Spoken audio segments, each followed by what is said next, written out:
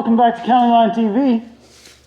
If you like that little skit, go ahead and subscribe because we'll do more of that. I kind of enjoyed doing funny stuff like that.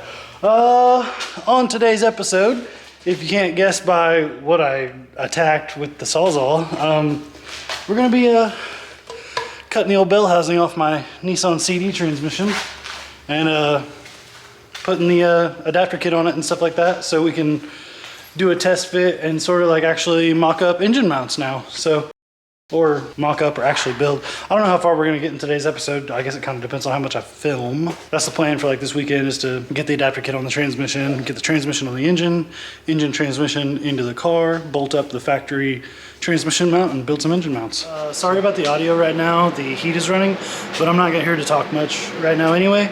We're just gonna take a little bit of a look at this transmission, and then I'll probably just time-lapse me cutting it apart. So as you can see inside of there, okay, you gotta come off the tripod. There is a plate in there, and the adapter kit replaces that plate with a plate that has more holes on it to put another bell housing on. And you can see that this transmission has like ribs on it, and from what I've seen on the internet, you just cut right in front of this rib all the way around, and then you can replace that and get the bell housing bolted right up. So that's what we're gonna do. I'm honestly pretty scared. I can't believe I'm about to cut a freaking transmission in half. That's it's hard for me to grasp right now, but send it.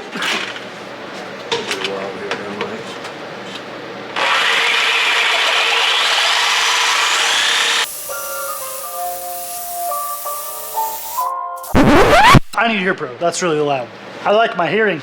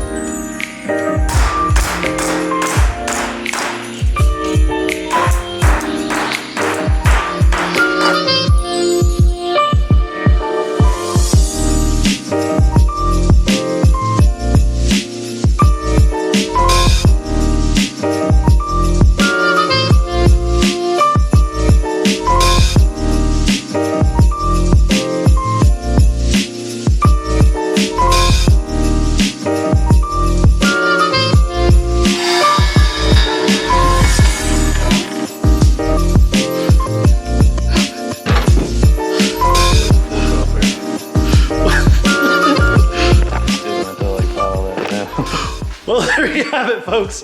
She's up there. There was like these little ribs. There was like a couple of those, like this one actually in particular, that you can see that like weren't quite all the way through, but they were like just barely on there at all. And well, one smack with the mini sledge gave her enough sauce to get her right off there. I'm actually pretty happy with how easy that was to cut with the Sawzall. I made a pretty good cut all the way around there, so I really couldn't be happier with that. Now it's time to sort of clean this all up a little bit, maybe run a shop vac over it or something, and then we'll get to unbolting the faceplate off the gearbox and putting this thing on a 2JZ. So I cleaned it up a good bit, not entirely, but like before it goes in the car for the final time, I'll give it a good wash down with the power washer and some oven cleaner and stuff. But just got most of the dust and debris off of it and whatnot. I guess time to unbolt this and bolt what's in that box over there. That you guys, there we go. What's in that box over there onto here. So stay tuned for that. But I guess we're just gonna go ahead and get her off there.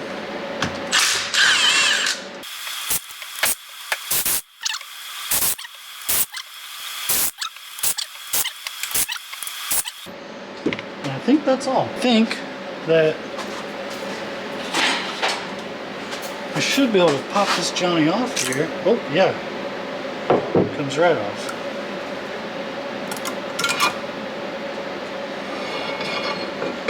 Okay.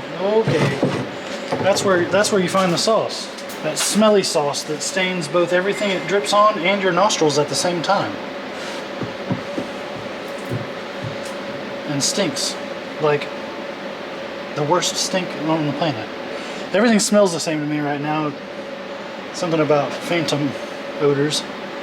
But I know that won't smell good to anybody else.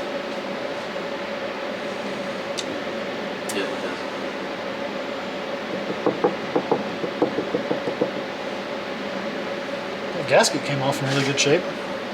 Well, if you look at it this way, you can tell that it goes on just flipped like that.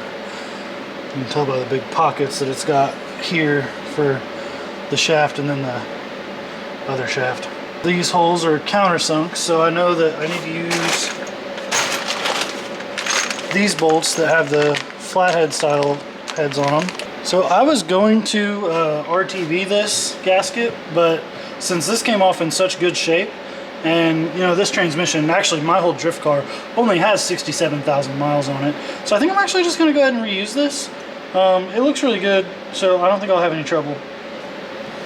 And also, they only sent 10 bolts that are countersunk for these holes. I think they just don't reuse one of the holes, but that's okay. So yeah, as you can see here, like all these holes are lined up except for this guy, but I don't think I have to trim the gasket or anything because the hole that comes through here doesn't even come all the way to the back. There's just nothing there, so I think I'll be good to just leave this gasket whole and go ahead and slap it on there. So let's do it. I almost forgot, you also have to put this lip seal into the adapter. And a good rule of thumb with these is that you always want the flared portion or the open side going towards the fluid. As you guys probably saw, that seal wasn't wanting to go in, so I went ahead and popped it in the freezer before I messed it up too bad. I don't want to have to like buy another one, and I probably can't get the old one out without tearing it up too, so I'm just gonna pop that one in the freezer before I totally ruin it, and then try to get it in there once it's frozen. That way it'll slide in a little easier. So I'm gonna go ahead and take the bell housing off of one of these Toyota transmissions. That kit uses J1 or J2 from an automatic one. This is a J2. It says it right under there. If it'll focus. There we go. Oh, you can't read it anyway. You can barely see the tube. Anyway, these ones conveniently just unbolt in there. Very conveniently. Just undo some bolts. She'll pop that off. So I'm going to do that. And then since this thing is like so disgusting from that engine having the PCV valves vented right off the valve covers straight in, oil would just come out of those and just run all down the back of this engine. So this engine and that transmission are disgusting, so I'm going to take that off and go ahead and spray some degreaser, oven cleaner or something on it and power wash it off, even though it's freezing outside. Luckily my hose spigot is inside the garage, so I can just run a hose out and it won't freeze or nothing. But yeah, we're gonna get that cleaned up while the seal freezes. So your pro tip of the day comes in completely unintentional. I drained this transmission before we pulled the JZ out of the IS300, but it didn't think so. It created a huge mess. I don't know, I guess you can't get it all from the drain plug. Who knew? But the pro tip being, if you're cheap and you're lazy, but you got a big shop and you don't want to sweep it all the time, wait to sweep it until you have a big spill like that and just sweep all the dust and dirt onto the spill. And it's not like as good as kitty litter or oil dry or pig mat, but so it doesn't like absorb it all, but it does make it like pasty to the point where you can sort of shovel it up. and then you can come back with like a power washer or purple power or whatever you want to use and clean up your concrete after that. So that's what we did. Pro tip, I guess, rip to my floor.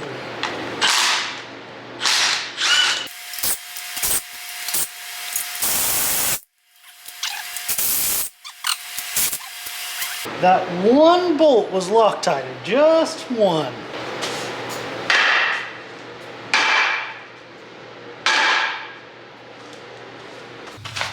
It's got this holding up.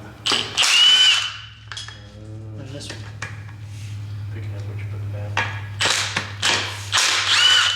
It just dropped onto that.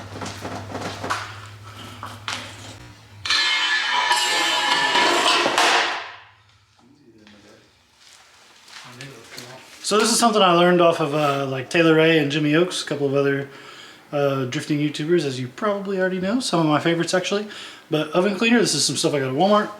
Works really good for degreasing like engines, engine bays, transmissions, anything like that. So on this old bell housing that's absolutely disgusting, we're gonna use my Walmart oven cleaner and then the power washer, so we're gonna get to work. Ooh, it foams a little bit, it's kind of satisfying. Those guys say to just spray it on and let it sit for a while and then power wash it off, and it usually works really good. You guys will see the before and after first.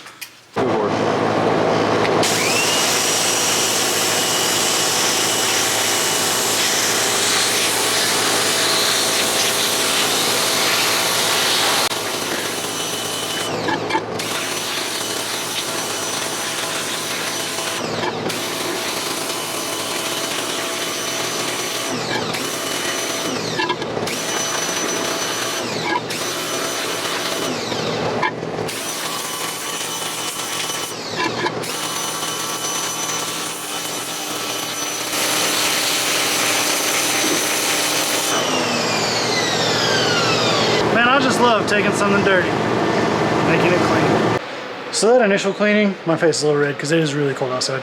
That initial cleaning was just to knock some of the heavy grease and grime off so that you can like touch it without totally trashing your gloves or hands.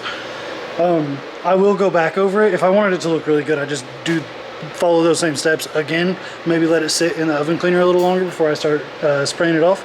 But I will do the whole transmission and bell housing together, as well as probably the, you guys have a little dirt on you, as well as the engine block and everything as well before it goes in the car for the final time. Because I want to start with a fresh, clean everything. That way if something's leaking, I know where it's coming from, and like when I do have to work on it, it's not just totally covered in grease and oil and stuff. So I'll get it looking better. But anyway, that was just a lot of talking for nothing. Next step is going to be to take that seal out of the freezer and go ahead and try to pop her in that adapter plate and see if she don't go.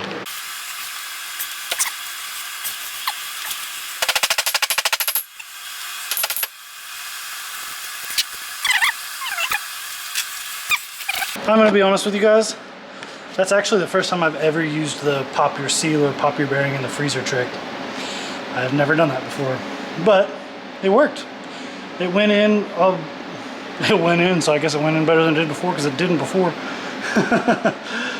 Well, now that that's on there, let's go ahead and get her bolted up, I guess.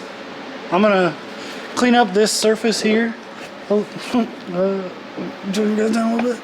I got my ball head mount a little tight and my camera a little loose. I'm gonna clean this surface up just a little bit more, and then we will get to bolting her up. We're just getting this gasket held on here by a couple bolts, that way it's in the right place.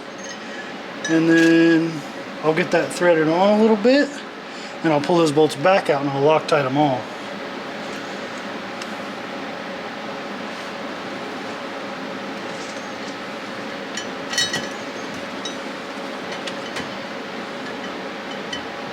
Okay, that did take a few tries, but I finally got the seal to go on right, the bolts to thread, and the gasket to not fall off. It took a few tries, but we got her. We got her. Now I'm just one by one going to put a little bit of Loctite on each bolt, put them in, and then when I get to these last two that I already threaded in, I'll take them back out, Loctite them, put them in, and get them torqued down. I don't think you guys want to watch me just put bolts in and take bolts out for 10 minutes, so I'll see you when we're done. We go to put the bell housing on there. Pretty exciting step in the process. This should bolt right onto that now. And it looks like it's gonna line up. Which I didn't think it wouldn't, but